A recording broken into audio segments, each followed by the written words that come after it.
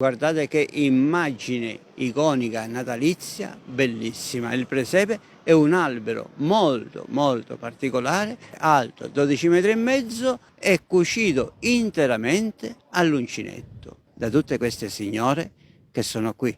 Un'associazione che ha coinvolto proprio tutto il paese per realizzare quest'opera. Io mi avvicino alla persona che ha realizzato il fiore per eccellenza, quello più bello, no? La rosa. Certo, le rose, segno di amore. 94 anni. 4 anni compiuti. Mercoledì entro nelle 95.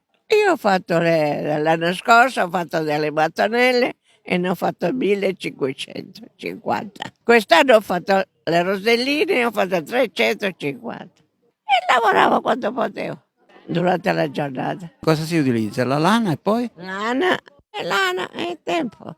E basta. E volontà. Un augurio speciale per questo 2025, ce lo dà?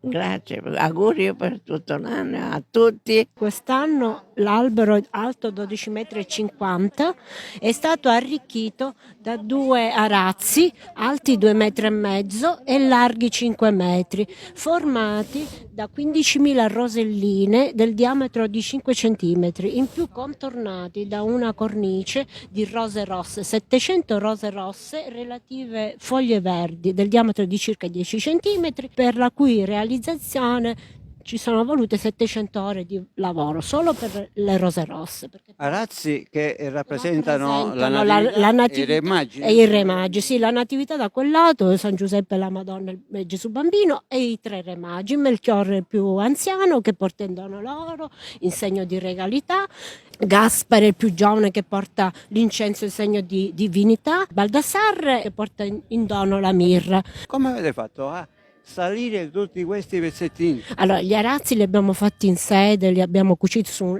una rete di sostegno e poi siamo stati aiutati da una ditta che col sollevatore ci ha aiutato, non ha voluto niente, è stato un lavoro gratis. Con questo sollevatore sono salite delle persone e l'hanno cucite agganciate con dei gancetti di plastica. Questa idea non nasce in Sicilia.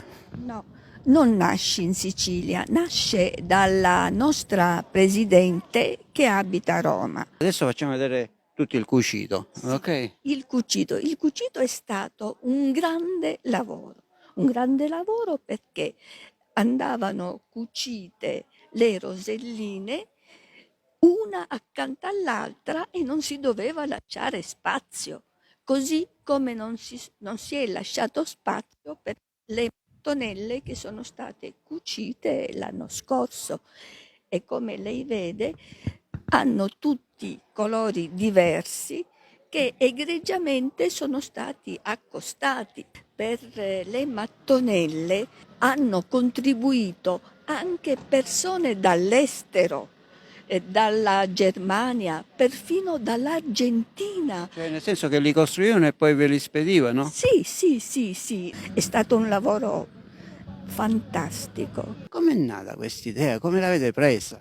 L'abbiamo accolta bene, un'idea dello scorso anno e quest'anno è stata migliorata, è stata diciamo valorizzata ancora di più con questi 2 arazzi che rappresentano appunto la natività e i re magi. Quello che è stato fatto lo scorso anno diciamo è sotto gli arazzi. Ma i turisti come l'hanno preso questa novità? Hanno apprezzato moltissimo questa novità, infatti hanno fatto le foto, i selfie, che è la moda del momento, e rimangono, appena arrivano in piazza, rimangono a bocca aperta, infatti si fermano, toccano l'albero, controllano, poi vedono la particolarità di questo albero, tutto questo lavoro fatto con le roselline e rimangono veramente a bocca aperta. Dobbiamo ringraziare le signore della Voce delle Donne per l'ottimo lavoro che hanno fatto, tutte le persone che hanno collaborato. È stato un lavoro di squadra fra associazioni, attività, ragazzi e le signore veramente che da settembre che lavorano. L'anno scorso più di 6 mesi di lavoro per fare solamente la base iniziale.